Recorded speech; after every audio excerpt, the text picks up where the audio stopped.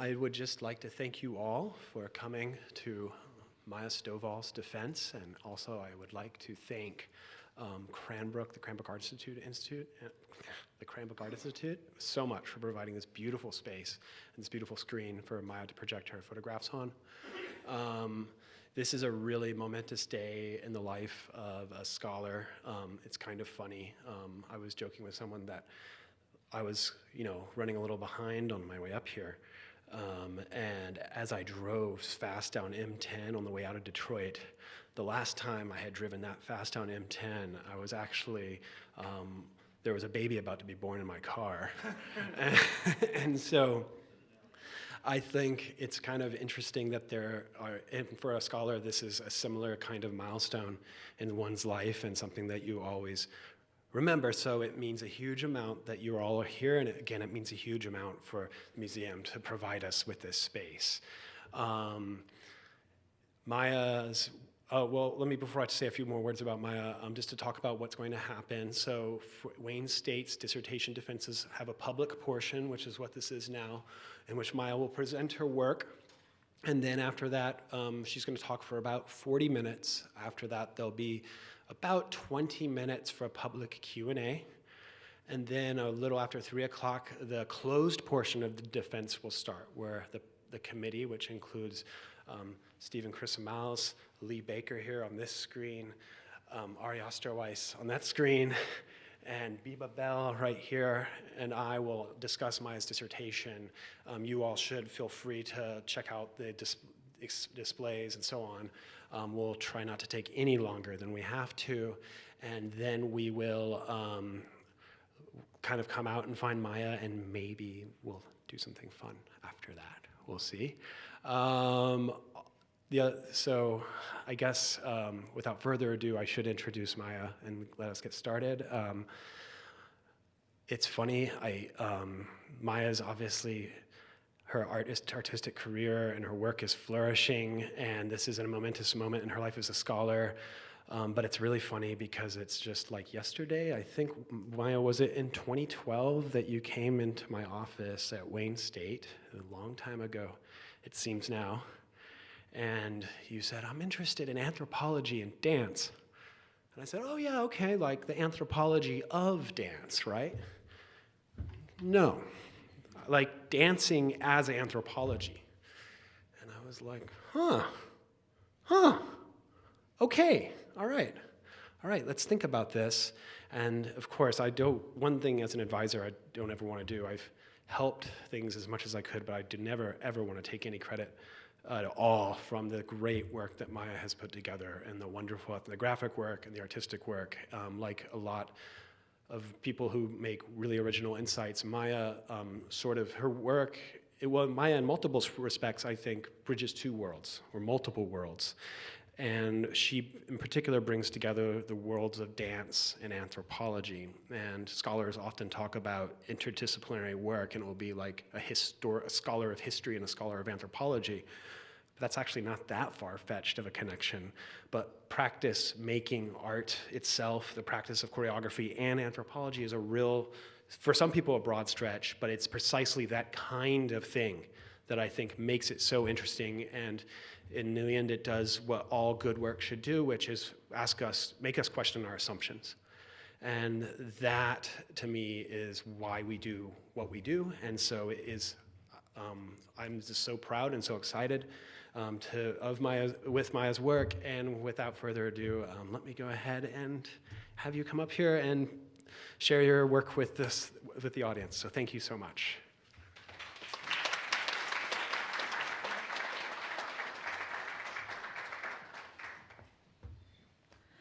Thank you for the generous introduction, and as well, I want to thank Cranbrook Art Museum, the curator of contemporary art and design, Laura Mott, and all of Laura's colleagues, Michael Paradise for setting this all up for today. So just a brief moment before we get started here. Thank you all for coming out. It's a thrill to be here with you and share this work. Before I say anything else, I just want to thank my mother, Kay Cadwell, for being the first artist I ever knew and the most thoughtful and careful person I've ever known yet today.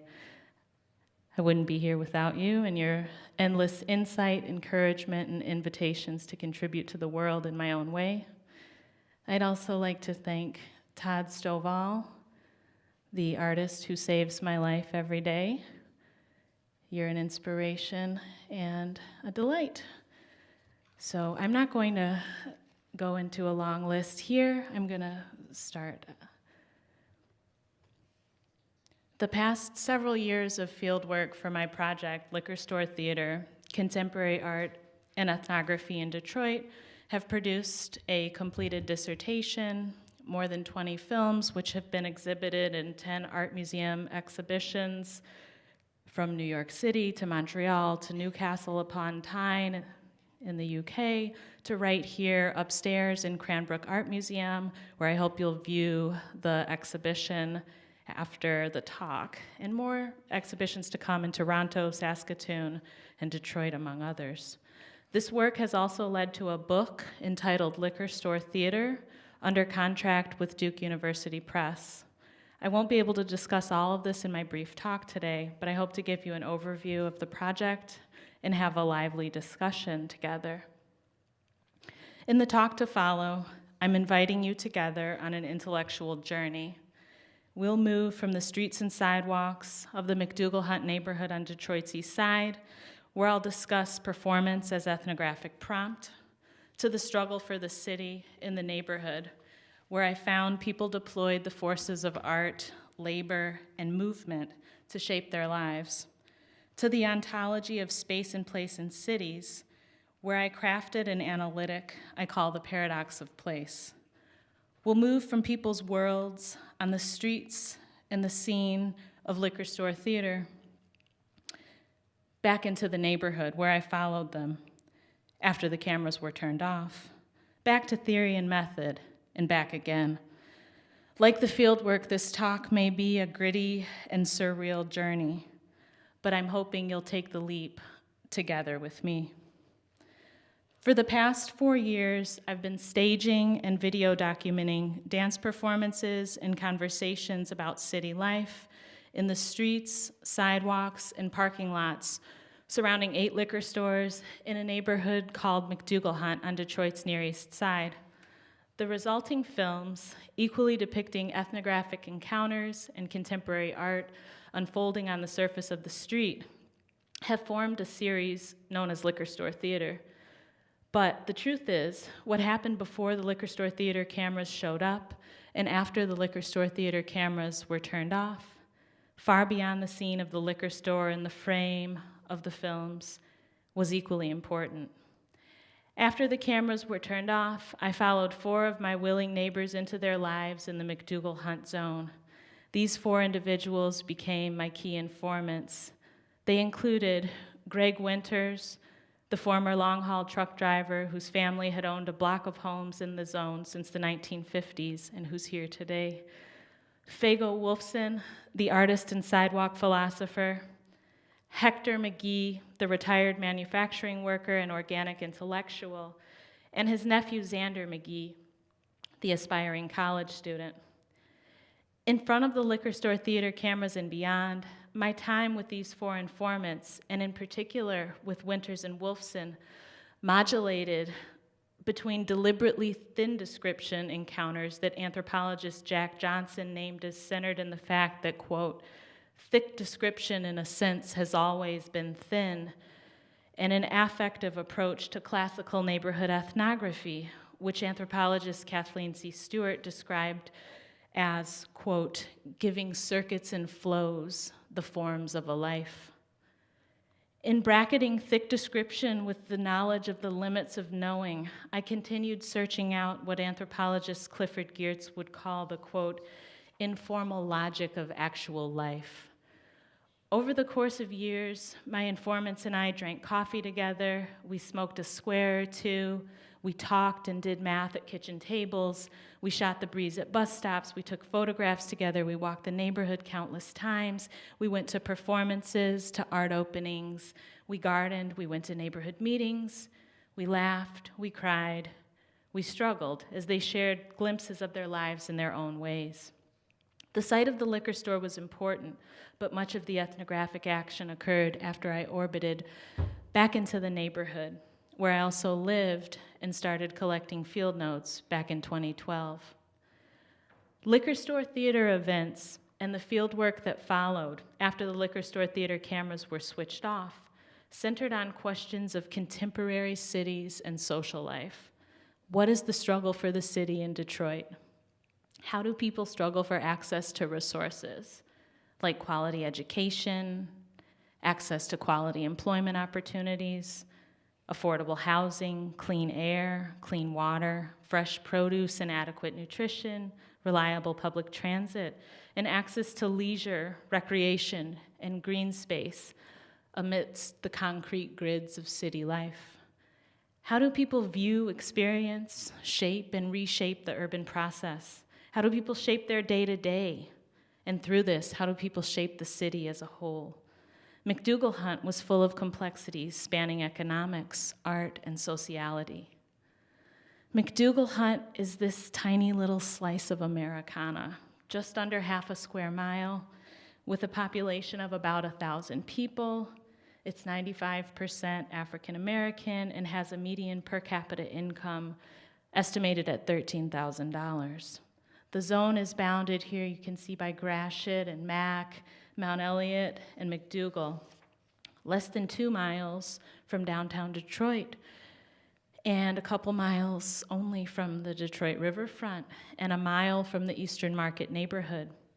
It's a sprawling post-industrial landscape of weather-faded modernist architecture, wide city sidewalks, funky urban cottages, and above all, people that never cease to challenge my expectations or assumptions. McDougall Hunt is also the site of the Heidelberg Project, artist Tyree Guyton's sprawling installation of found objects and ready-mades that spanned several residential blocks in the neighborhood, including the home where Guyton grew up. Since the late 1980s, Guyton had been making art in the neighborhood. And in spite of the rich cultural life of the zone, the economic figures were dire. While the economic figures couldn't begin to explain the complexities of people, they were signposts. At the 2010 census, at least 48% of people in the neighborhood were living in poverty at the federal poverty level. The mortgage rate was 19% versus 36% across the city, and with a population density of about 2,500 people per square mile, McDougall Hunt's density was far below Detroit proper's average of about 4,800 people per square mile. And think about New York City, about 28,000 people per square mile, and San Francisco, about 18,000 people per square mile. So it was clear that post-Rust Belt poverty had its arms around this slice of the city, and yet the zone sung with complexities. My project contributes a theoretical and methodological intervention across disciplines, including cultural anthropology, contemporary art, critical geography, performance studies, and African American studies.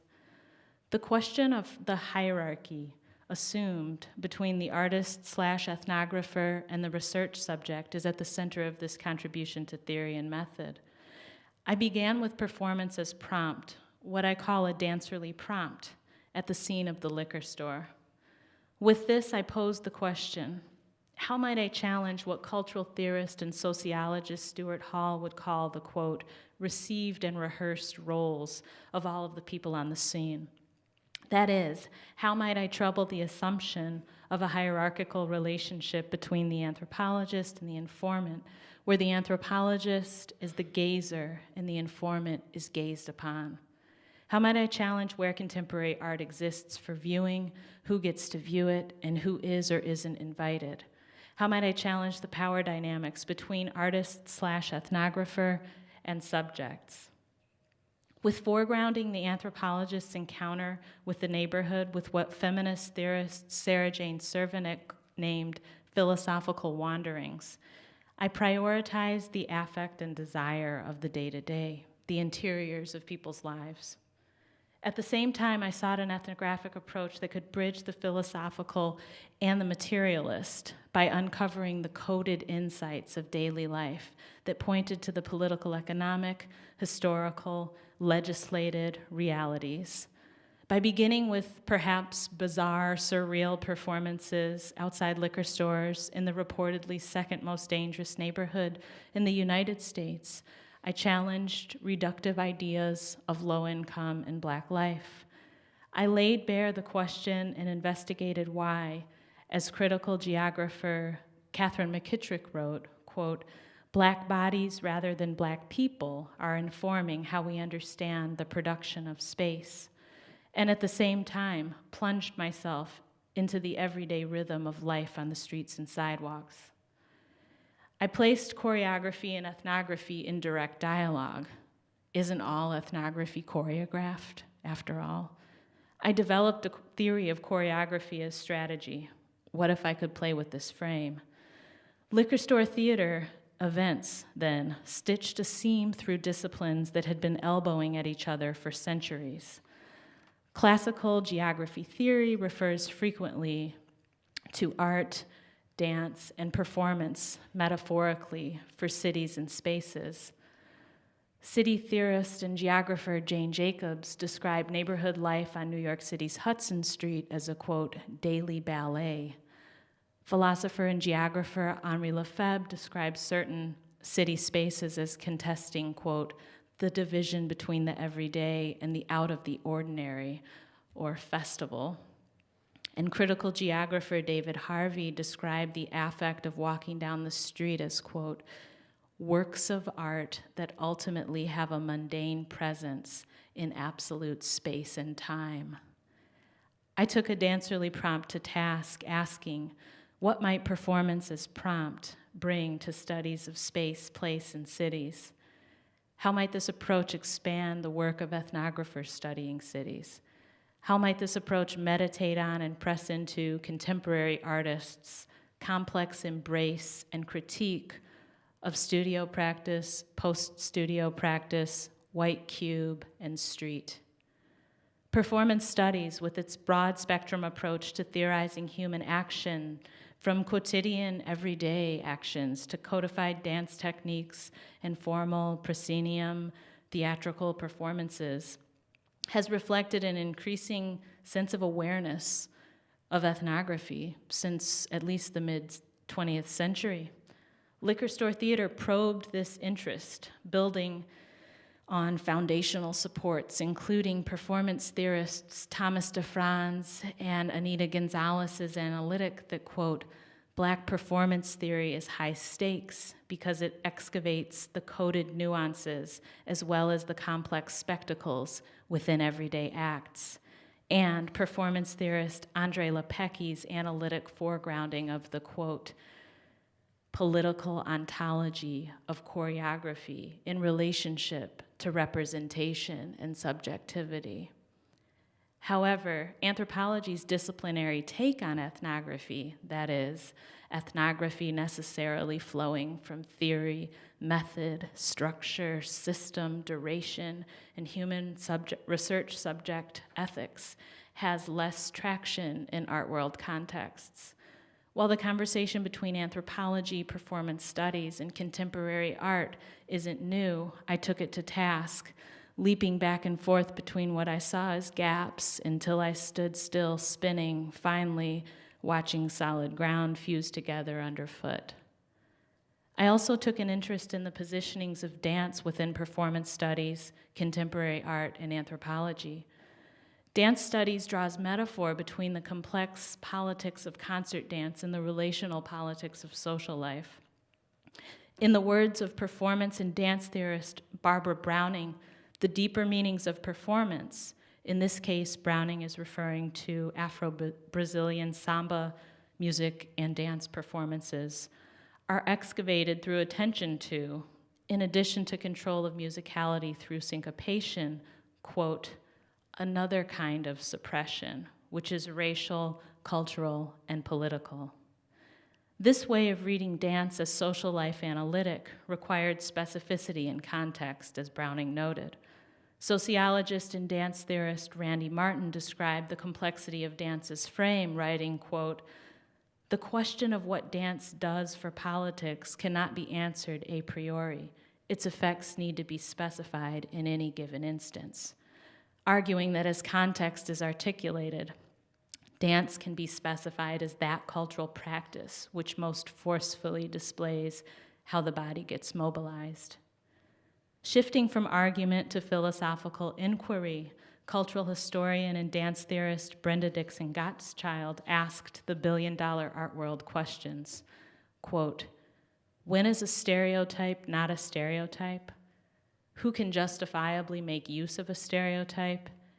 And how much is the world of art beholden to acknowledge and deal with history and culture? I built on this analytical frame, casting performances prompt beyond dance-specific proscenium and post-proscenium contexts into the realm of the everyday, bracketed by the making of contemporary art and the ethnography of a neighborhood done simultaneously. In liquor store theater events, acts of performance and acts of dance were not modes of entertainment.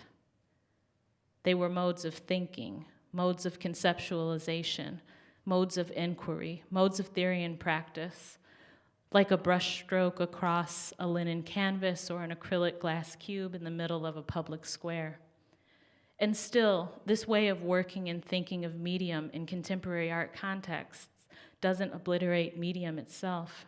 Rather, I work in the space that art critic and theorist Rosalind E. Krauss described in her writing that, quote, if such artists are inventing their medium, they are resisting contemporary art's forgetting of how the medium undergirds the very possibilities of art.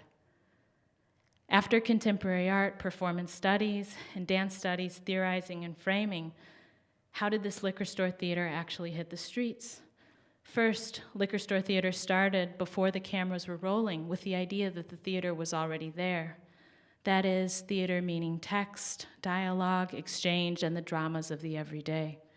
Because the liquor stores in McDougal Hunt with 8 stores in less than half a square mile figured a critical functioning role as gathering spaces, spaces of commerce even beyond alcohol, and sites of sociality overall, the stores were alive before my cameras hit the streets and sidewalks.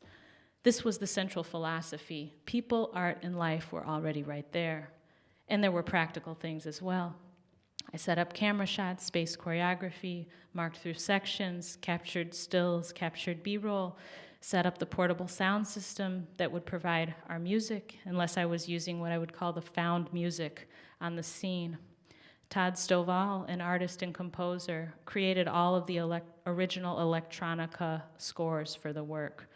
Art critic Lisa John Rogers wrote in an Art Forum review published yesterday on the Liquor Store Theater exhibition on view here at Cranbrook Art Museum that Todd Stovall's music, quote, places the project in context with Detroit's vibrant dance legacy.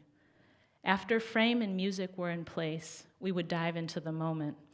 I made myself vulnerable, performing unannounced, no invitations, no social media, no fanfare, no promotion, the anti-pop-up, the anti-art washing. I offered myself to the gaze of the camera and the gaze of my would-be informants. After takes, I waited for curious people to approach me or to stand around watching so long that I said hello, and then we saw what happened. The performances, the dancerly prompt, was a way to prioritize philosophy without saying a word. Beyond the statistics and the post-industrial economics, what were people's ideas, thoughts, dreams, theories? I searched for what anthropologist John Langston Gwaltney called, as Gwaltney's monograph is titled, The Dry Long So, or, quote, mainstream of African American people's lives, in this case, in a particular post-industrial neighborhood in Detroit. We stretched, we shook, we moved, we were still. My shoes scratched up and down the wide, weathered sidewalks. I inhaled the exhaust-heavy air as Detroit steel streamed up and down Gratiot, Mack, Shane, or Mount Elliott Street. I felt the eyes, the camera phones, and the voices of passersby as we searched out the complexities of people's thinking by complicating the mundane. After performances prompt, people would chat me up. After some chatting, I would pull out one of my notebooks and show my IRB forms explaining the consent process. This was a moment where contemporary art and ethnography existed in a bizarre dance unto themselves. I explained to my research participants that the project was equally cultural anthropology research and equally contemporary art on the streets, that the films would be discussed in universities and in art museums, at talks like this one, and would also be eventually displayed on the walls of museums. Eventually, the Liquor Store Theater films were displayed on the walls of the Whitney Museum of American Art at its most recent biennial. A still is pictured here. And one of the films entered the permanent collection of the Whitney Museum of American Art soon after. The final Liquor Store Theater film, Volume 4, Number 7, was commissioned by Cranbrook Art Museum. Can contemporary art and cultural anthropology exist ethically in a single project? Can this choreography build on and beyond what art critic and historian Hal Foster described as, quote, art of primitivist fantasy of the mid-19th century and early 20th century? I thought the answer could be yes, with relentless critique, relentless reflection. More to the point, the question was phenomenally interesting and worth asking. At this moment of anthropological IRB consent, critique, and reflection, I worried about the politics of representation, both in contemporary art and ethnographic contexts.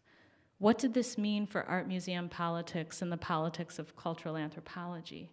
Would I be glamorizing the site of the liquor store, which has done harm to people through substance addiction, and also, like any other site across the United States, can be a site of violence? Would I fetishize poverty, or worse, fetishize people in a neighborhood? Would my liquor store theater cameras figure an even more polarizing presence for women in particular, who already seemed spatially marginalized, and I felt this myself, in the scene of the macho of the liquor store? It turned out that the inadvertent male gaze that British feminist film theorist Laura Mulvey wrote the camera exuded wasn't wholly overcome by this project, nor did the project conquer the macho of the scene of the store itself. I consistently consented more men to be interviewed than women. Part of this was math. The average age of men in the neighborhood was 37, the average age of women in the neighborhood was 48, and the neighborhood was 60 to 65% men. But I was convinced that part of this was because of the liquor store as a gendered space. I hope that liquor store theater shined a light on the complicated politics of gender, sex, and sexuality in low-income and Black neighborhoods where political economy and race are overdetermined analytics. Well, I didn't solve the problem. I was focused on posing questions. The work placed the anthropologist/artist in a particular position of excess so that the thoughts, words, theories, hopes, dreams, and ideas of the complicated people who spoke with me on the streets and sidewalks could be prioritized in a new way. The work laid bare the gender, sex, and sexuality politics around the macho of the scene of the liquor store, complicating a less intricate calculus of race and money. The work challenged how everyone on the scene was inscribed. The work challenged the assumed roles and ideas of people in low-income and Black neighborhoods. I challenged what an anthropologist/artist might do to contribute to the scene. And the scene of the liquor store, it turns out, was actually the beginning. During my field work, At the scene of the stores and beyond, I've distilled several main findings, two of which I'll have time to outline in this talk. First, I found that people in the McDougall Hunt neighborhood used the forces of art, labor, and movement to struggle for access and equity in contemporary Detroit. Drawing on the theorizing of informants at the liquor stores and my key informants, Winters, Wolfson, and the McGees in the neighborhood, I'll discuss how these three forces appeared on the streets, sidewalks, and stories of the neighborhood. Second, I developed what I call the paradox of place, an analytical framework for contemplating critical geographies.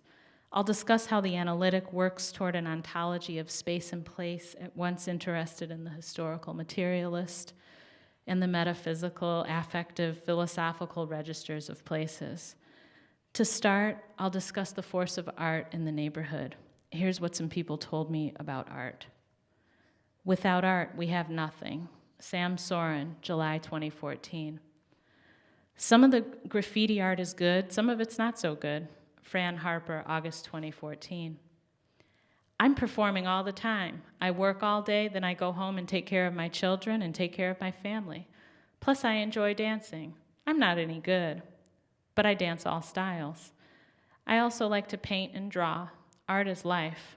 Trayvon Jordan, May 2015. You do a little bit each day.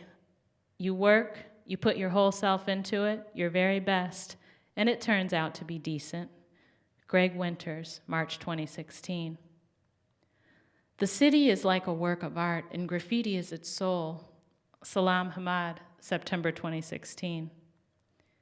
Here, you had all the legends in one place at one time making music. Xander McGee, November 2016. Okay, you call it art, and you have all the people come out to the exhibits, all the white folks come out and they praise this thing. Would you praise it in Birmingham? Hector McGee, November 2016. We'd like to see rose gardens, something to look forward to. Hector McGee, December 2016. My art is Black culture. I do hair. Charlene Athens, May 2017.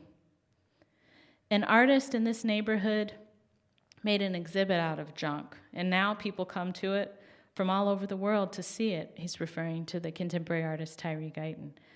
For me, art is in the eye of the beholder. Some people call it art, and some people call it junk. Mick Jonas, May 2017. Art can be beautiful, and art can be ugly. Jared Croman, May 2017. Do you know about John Lee Hooker? It doesn't get any better than the Black Bottom. This is the real East Side, and we're not going anywhere. Stacy Klein, May 2017. I'm looking for my people when I create my hat designs. Fago Wolfson, September 2017, referring to his hat design process, and he's wearing one there. The people of the neighborhood's complicated words and practices proved art to be a force in the neighborhood. It was at once a source of action and a source of thinking. Art was on the streets, sidewalks, and in the stories before I showed up, and it will be there long after I'm gone. My theory of art in the neighborhood was built on the foundational supports of Charlene Athens' words. Her art, she said, was the Black culture she drew on, shaped and reshaped every day in her life as she worked through traditional African-American hair braiding to pay bills and earn a living. Like art, labor was a complicated force in the neighborhood. Also like art, I worked toward a theory of labor through the thoughts and stories and words of my informants in the neighborhood. Over time, I observed in particular labor as a creative force, yet not necessarily a formally productive force. Labor that created results by doing, but not necessarily material products. Like art, people used complex expressions of labor to struggle for access and equity in contemporary Detroit. Here's what some people in the neighborhood told me about labor. My father bought the house in 1945. The people on the block, all of the men basically worked in the factory. So we never thought we were poor until I met the kids of doctors and lawyers at Cass Tech. It's an elite public high school in Detroit. I said, Dad, we have barbecue on the grill. They have steak on the grill. We're poor. He said, no, we're not. Let's get some steak and put it on the grill. Fran Harper, August 2014. I haven't really seen any significant changes in the neighborhood. St. Martin, June 2014. People will do their drugs wherever you are. St. Martin, June 2014. These are some of the best houses in the world. Greg Winters, February 2015. Remember, you see, I grew up here. I keep it moving, I work, I clean, I walk. I've been around and seen it all. Heidelberg Project, I remember when it first started. Occasionally, I would go and help out with a little work. And then I go back to what I'm doing over here on my block. Greg Winters, September 2015. I usually have 5 or 6 neighborhood teens along with my own boys over for dinner every night. T. Flowers, October 2016, and some of her sons are pictured here with their friends. I didn't have money for college, so a bus ticket and some one-way flights were my college. I started in DC and ended up in Florida right outside of Orlando. I got a little apartment, I got a job, had a place to stay. I left when I was 19 and didn't come back to Detroit until I was 21 or 22. It was a good move. I had to learn. Xander McGee, November 2016. This was at a factory called Acme Containers. They made boxes for parts for XYZ Motors. They abandoned me as a worker, really, after the accident because I wanted to sue the box cutting machine that had malfunctioned, which was built in Italy. They couldn't get in touch with the manufacturer, so I hired an attorney. The attorney flipped on me and went to XYZ Motors' side. Now I'm rebuilding my life. Hector McGee, November 2016. It's simple. People are trying to find a good-paying job right here in the area. Xander McGee, December 2016. We worry about being second-class citizens in our own city. Hector McGee, December 2016.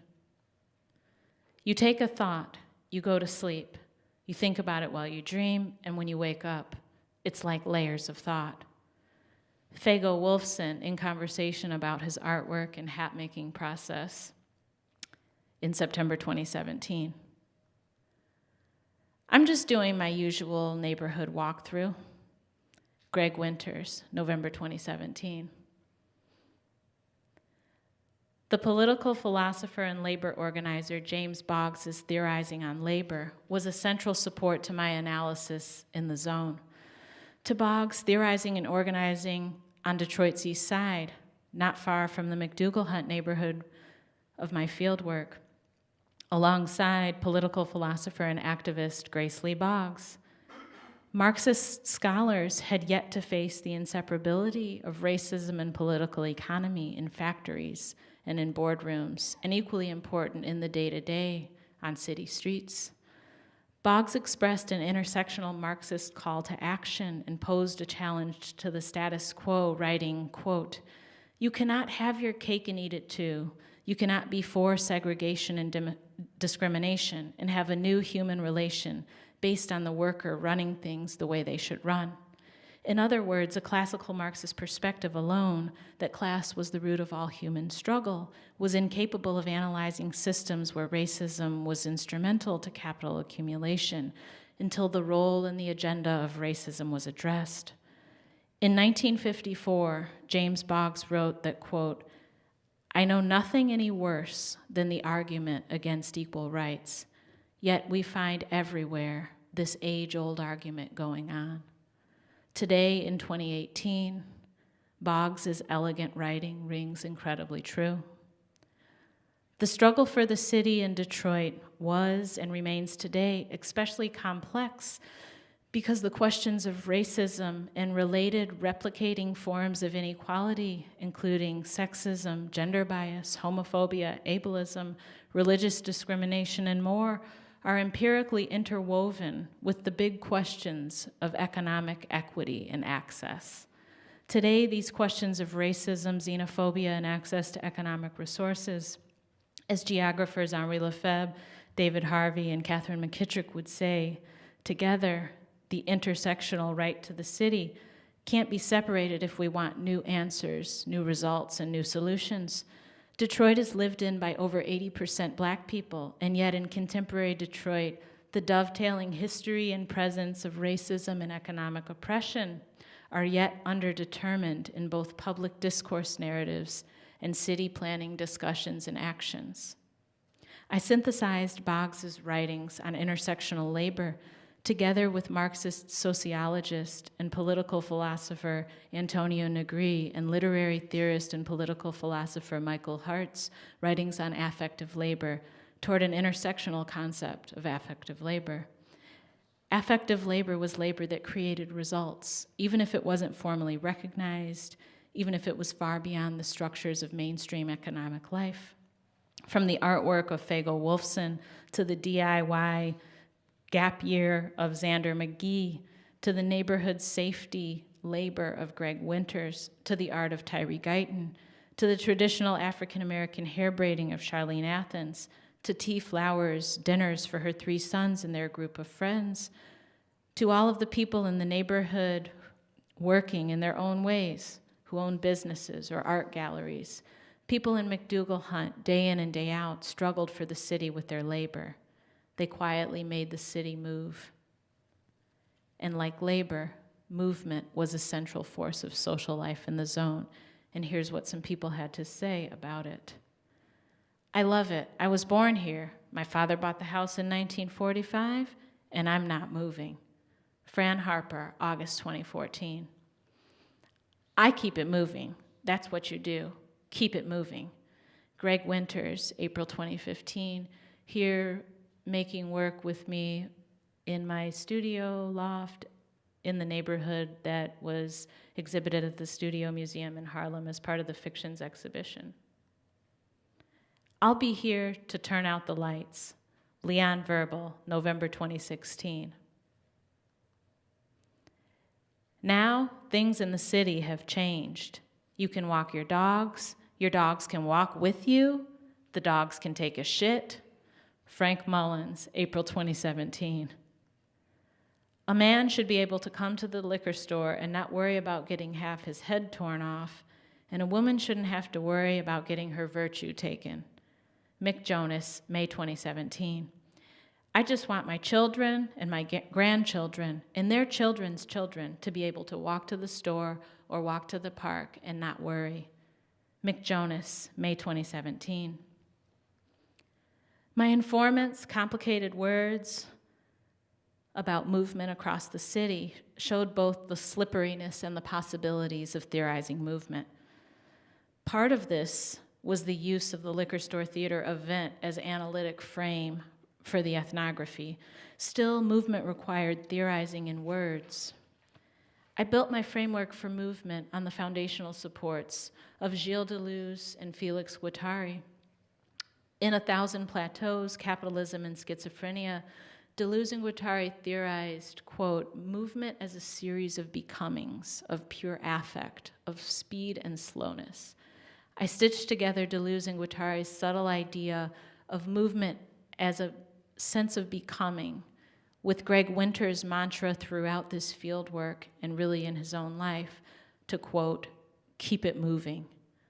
Movement, then, was the raw material for choreography as strategy. With choreography as strategy, of course, choreography would include the meeting of the artist/ethnographer and the informant/subject, the people of the neighborhood at the scene of the liquor store. It included the people of the neighborhood and their approaches to city living. It included political, economic, historical, materialist realities, like policy and legislation that shaped both the geographic and conceptual landscapes. If choreography was strategy, movement was its impulse, and it was always there. Whether it was moving a residence, moving a job, moving to the next lawn to mow, or moving one's thinking, the central people of my fieldwork were constantly moving. They were not stagnant in spite of the perhaps economically stagnant conditions in the neighborhood, at least on the surface. Art, labor, and movement demonstrated the efforts that citizens in the neighborhood deployed to make it in the city every day, to move forward in their struggle of the everyday. It turned out that McDougall Hunt was not what stereotypical assumptions might have held. It was not a place that could be boiled down to late capitalism unravelings like drugs and crime, although these factors were, of course, present.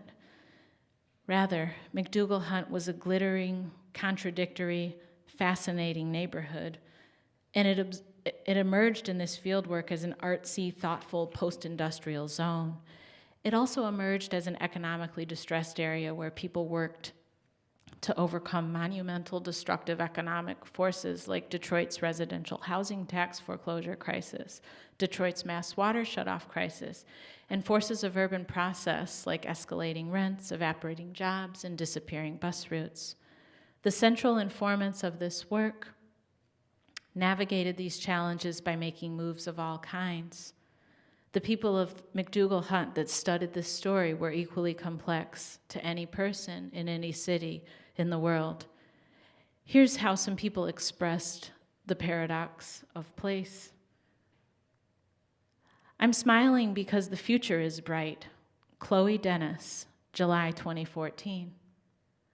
I pull up and my homeboys pull up, and before you know it, there are 6 or 7 cars and 20 people here at the liquor store. But we're really just chilling. You see us here sagging our pants, but we're all from the neighborhood, and this is the most central place for us to meet. Vic Mahone, September 2016. We worry most about losing our river view. Hector McGee, October 2016. The 3 main problems here are the drugs, the crime, and the abandoned houses. Jack Owens, February 2017. I envision jobs galore. I envision a need for everybody. I envision that I get to enjoy the benefits of the resurgence, that I get to go down to the performing arts centers with my family, that I can walk with my family. They said they want to charge for the Riverwalk once it connects to Belle Isle. They're going to charge you to walk that sucker onto Belle Isle. It's unbelievable. It's a travesty. It's a slap in the face. Hector McGee, October 2016. And Belle Isle is Detroit's 980 island park designed by Olmsted, who's the same architect that designed Central Park in New York. You're good here. Nobody's gonna bother you, fuck with you, or nothing. Stacy Klein, April 2017. Belle Isle Park, that's a jewel for the citizens of Detroit. A decade ago, it was the Strip. Guys and girls went down there just to shake and bake and do whatever. Now, you have to pay a fee. Mick Jonas, May 2017. We're right here on the water, you know. What more can you ask for? This neighborhood is right on the water. We can fish. We can do all of that. Mick Jonas, May 2017. Detroit is a beautiful place. Charlene Athens, May 2017. The city is coming back to life again, but it's not for us. Ruth Winters, October 2017. Art, labor, and movement were central forces people used to struggle for the city and theorize the city in the neighborhood. In considering the forces art, labor, and movement, I developed the paradox of place analytic that consolidates the metaphysical and the historical, the philosophical and the political economic.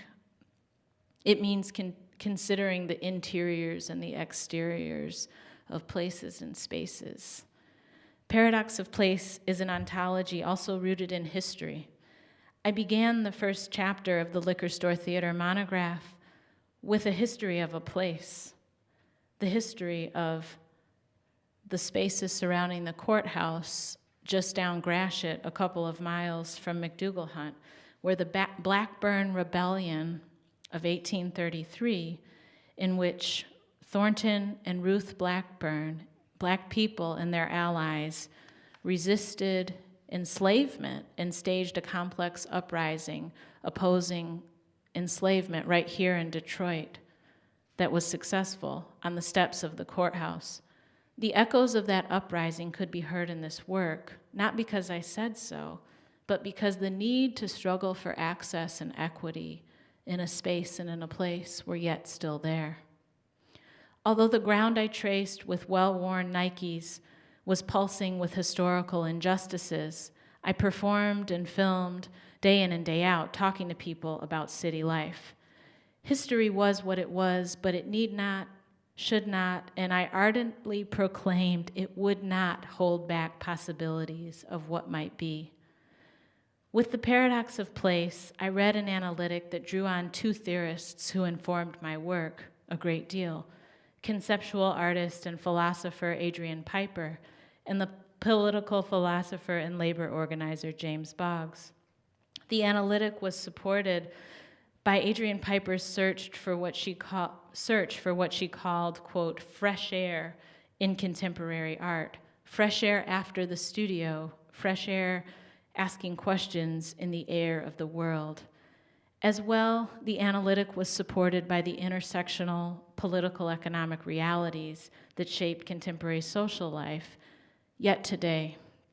The Paradox of Place analytic and the liquor store theater framework that prompted this ontology of space and place was also built on Henri Lefebvre's call for a critical geographic, quote, reconstruction of a spatial code. Such a spatial code, Lefebvre wrote, would, quote, recapture the unity of disassociated elements, breaking down such barriers as that between private and public, and identifying both confluences and oppositions in space that are at present indiscernible. In doing so, in this fieldwork, over 4 years of performances and conversations in the streets and sidewalks surrounding liquor stores, in the moments, seconds, days, and hours that turned into weeks, months, and years following my informants into the zone, I read The Paradox of Place. I read The Paradox of Place in the streets and sidewalks of this strange, beautiful, well-worn, complicated zone. I read The Paradox of Place, and most importantly, art, labor, and movement in the lives of the people, my informants in the neighborhood: Greg Winters, Fago Wolfson, Hector McGee, and Xander McGee, who let me follow them from the streets and the sidewalks and the frames of liquor store theater into their intimate thoughts and spaces. In the end, this fieldwork is all about the people. It's all about the complicated people who make this city move, the people who make the city fascinating, who struggle to wake up, make it happen, to live another day. The people of McDougall Hunt, this is for you. Thank you.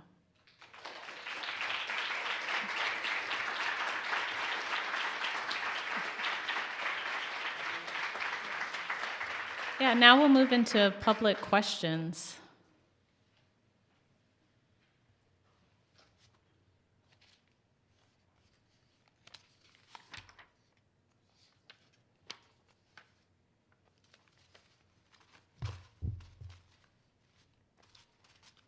Are you stretching or are you like reaching? Reaching. Okay, you're reaching. Yes.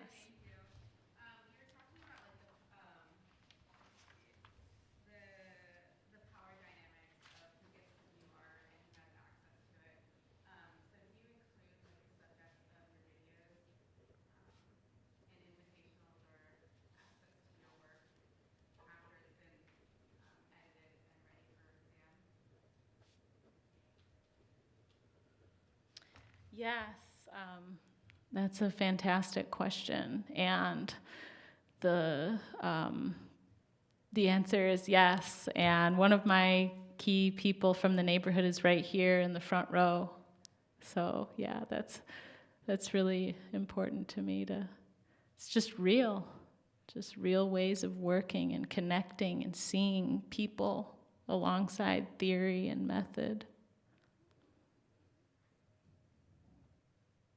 Yeah. It's really great to finally see you because I'm in your online class. So hear you talk and stuff and experience your work. What's your name? Lena. Oh, yeah. Your comments have been quite good. Thank you. So, and I also liked how you mentioned Adrian Piper because she's one of my favorite artists, especially in being and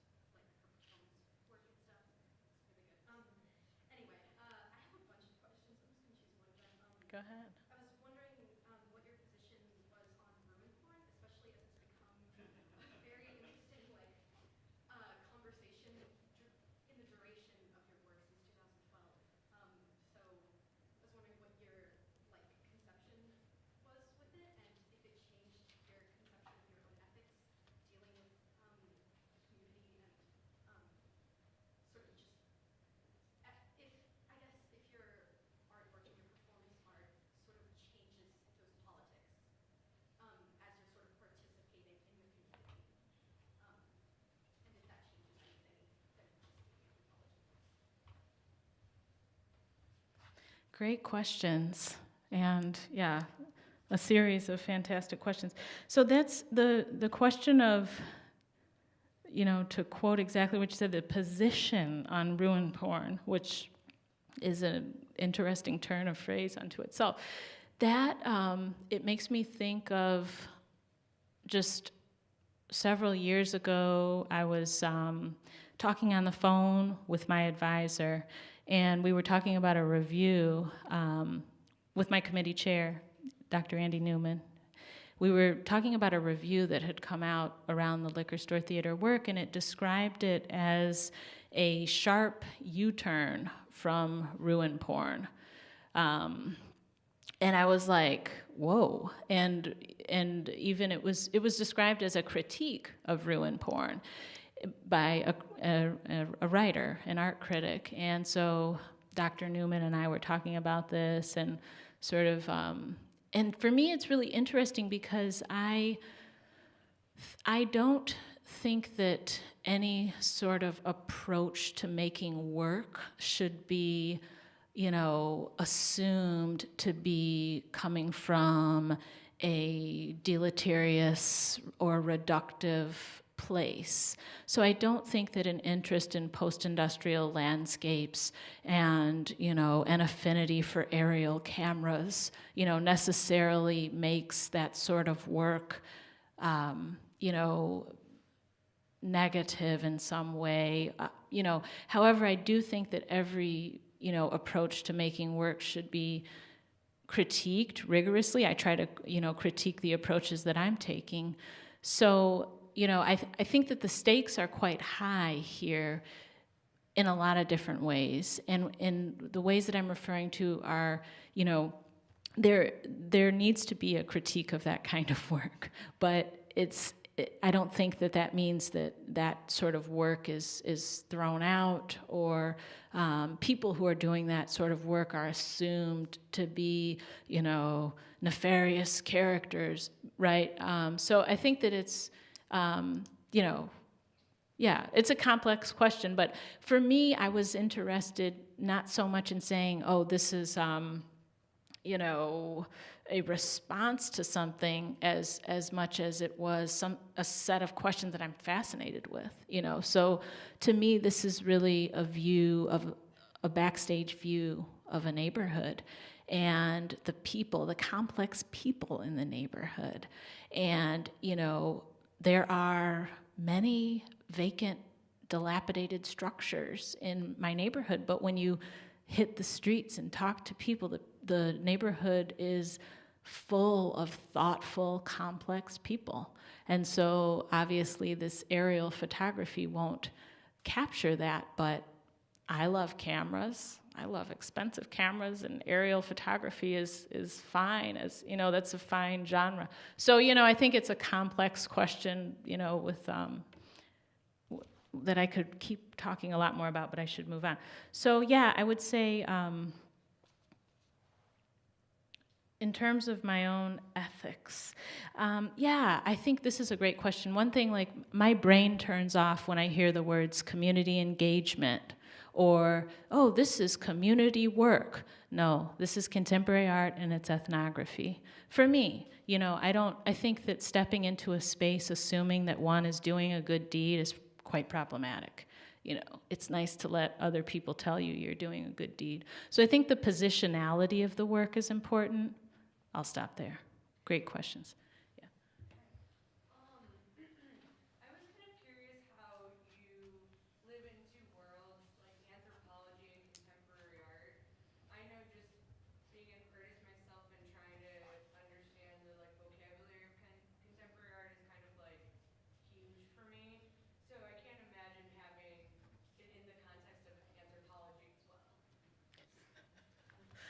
That's a great question.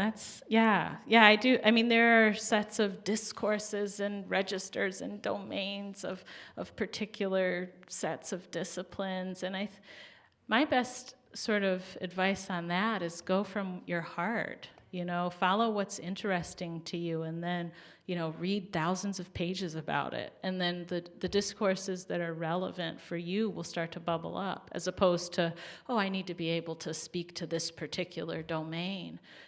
So follow your heart and read what is interesting for what you're making and thinking about. Yeah. Yeah. Yeah. In the course of your ethnographic choreography, how did you, in like 8 liquor stores within the neighborhood, how did you decide where to exhibit your dancers' craft? Like how and where and when? Yeah, that's a great question. So I was orbiting these same 8 liquor stores for the 4 years of liquor store theater, and it was really important to me that they were not announced, they were completely unpromoted, there was no heads up. Even the performers participating would find out the day of where it was going to be, like an hour before we were going to shoot. And I used to tell a little joke at the beginning, because of course my incredible mother, Kay Cadwell, would be like, "Oh, I want to participate in your work," and I'd be like, "Even my mother hasn't been to a liquor store theater performance," because that's how I would explain to people. These are only for people who happen to be in the space and the place at the time. It was a way of really protecting the work and making it something that truly is happening there at that moment in that little precious, crystal and kernel of the moment.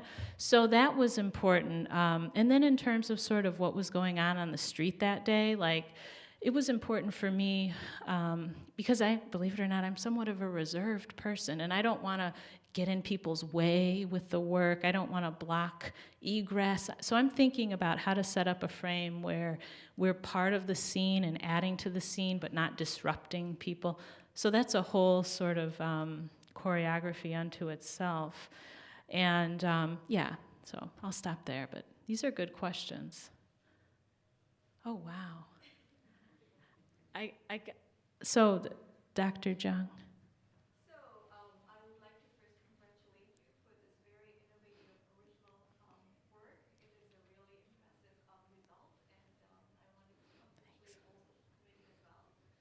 Now, this is also an Thank you. anthropology defense, Yeah. an anthropology dissertation. So, I was wondering whether you had some comments about how somebody who might not know anything about Detroit or post-industrial spaces and places would gain some good insights from your work. So in other words, how would you explain your cross-cultural value of your work to somebody who works in a completely different kind of space and time than they do?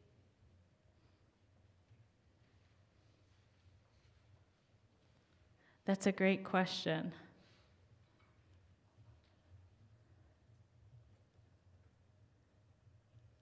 Yeah, so I think that for me, it's a fantastic question. And one thing that the work has become extremely public. So at the biennial, 300,000 people were able to see it and hear the words of people from the streets and sidewalks. And I just had an opening last night in Newcastle upon Tyne, England, where people were reviewing the films from Detroit, and also a series of films that I made out in Aarhus, Denmark last summer while I was finishing writing up.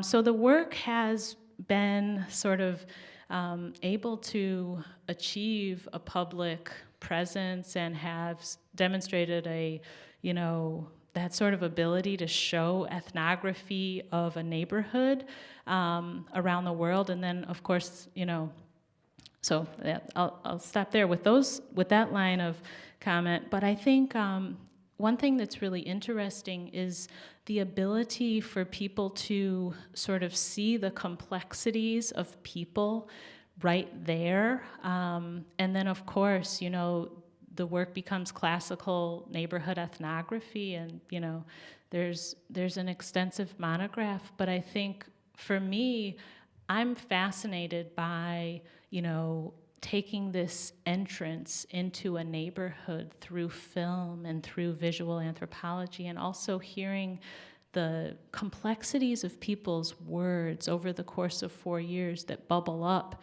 and really form social theory. To give just a quick example, one thing that was really interesting over time was, that may have surprised people, was we're in this, sort of economically distressed neighborhood, concrete everywhere, modernist architecture and high vacancy, and people were really interested in green space and in Belle Isle. And so this is something that I think is important in thinking about, scholarship of cities around the world in terms of access to resources that often are underdetermined in discussions of what matters to people in the city. You'll often hear, oh, everybody wants a job. Well, that's true, but turns out, informants were quite interested in their river view, in Belle Isle, right? And when I was out in Aarhus, and I, created a series of ethnographic films out there, but in quite a short time, in a couple of months, and people as well in Aarhus. I was shooting in the biggest harbor in Scandinavia. People were commenting about how much they value the water in their view, and how this place that they could see how this project worked here because it was next to the water, and they value this harbor so much. And so just, from those two examples, you can sort of see how what matters to people in cities is bubbling up in interesting ways and geographies that are totally different. And there are, I've had some really interesting questions that I love that are great. Like I was asked, how could you do this work? Because the literacy rate is so low in your neighborhood, and how could people understand what you were saying? How do people speak with you? Do you speak in a different dialect? No. No, I don't talk down to anyone. And so I think that just the presence of the work as a work to sort of shift to the anthropology speak, because you're exactly right, it's important. So the presence of the work as a piece of visual anthropology, if you will, or, ethnography that's pressing into documentary form actually does quite a lot for scholars, of course, in terms of theory and method and the generation of social theory, but for the public in terms of, wow, this is a neighborhood with a median income of $13,000, and people are discussing the fact that they care about a river view, that they're interested in going to performing arts venues. So the ethnographic theory sort of hits you in the gut, I think, with it. Okay, I'm hearing we have the time for one more question. So I don't know. You're raising your hand with emphasis, so you will be selected.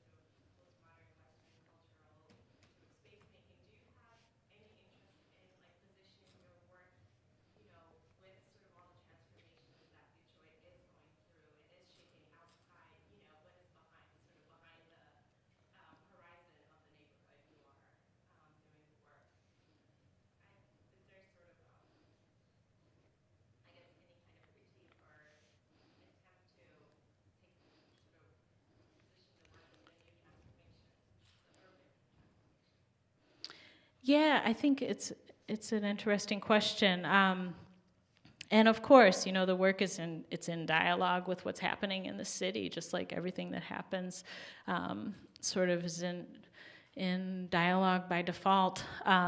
So yeah, I think one thing that's important to me is really moving beyond this sort of like screen or blinders that exist in terms of public discourse narratives around cultural capital, you know, and around cultural traditions and aesthetics that Detroit has to offer and where these things come from.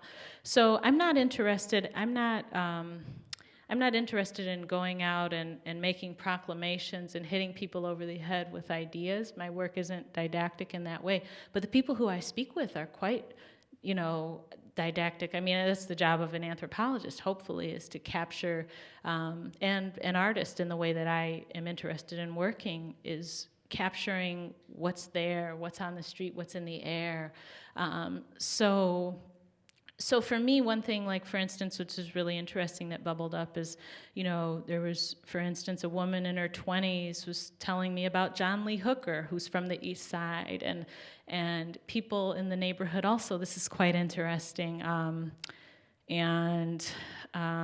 Yeah, Dr. Chris Amalis had me doing like all of this research on the names, the different names of the neighborhood over time, right? So there's like this urban legend that Black Bottom doesn't exist.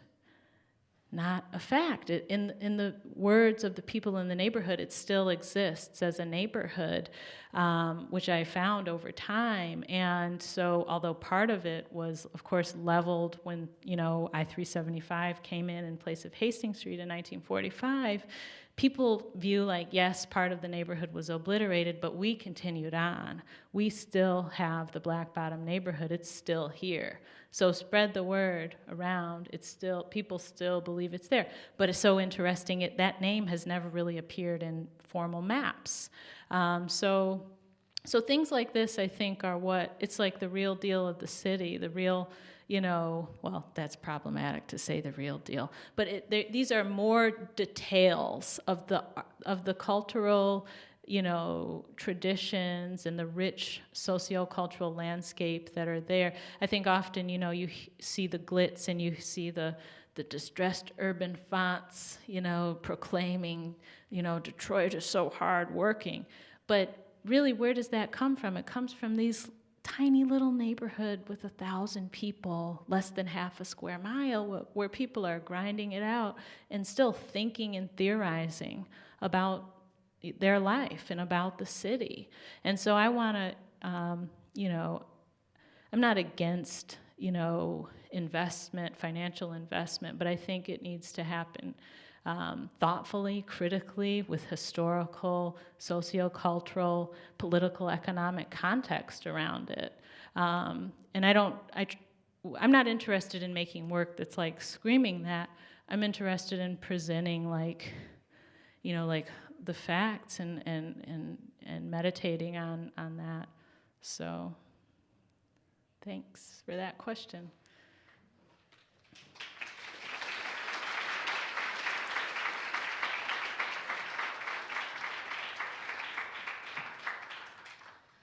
So everyone, I'm Laura Mott. I'm the curator of contemporary art and design. I want to thank Maya Stovall for this fascinating project and discussion today. I invite everyone to go upstairs and see the exhibitions. Maya Stovall Liquor Store Theater is on view, in addition to 3 other exhibitions by artists Ryan McGinnis, Jean-Michel Basquiat, and Keith Haring. This is a curated selection of 4 solo shows of artists all working with both street culture and contemporary art, kind of from the studio and the street and back again. And particularly, you know, I was very excited about Maya's work in relationship to Basquiat and Keith Haring, as her work is sort of part of this legacy of ephemeral mark making in public space. So it's free. We've made it free for everyone today who came to the talk. So please proceed upstairs and enjoy. We ask you to move a little quickly so that the committee can now have their conversation. Thank you.